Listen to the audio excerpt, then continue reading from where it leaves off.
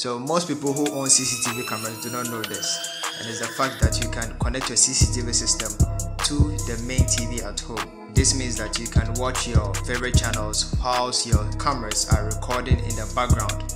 But this comes at a cost.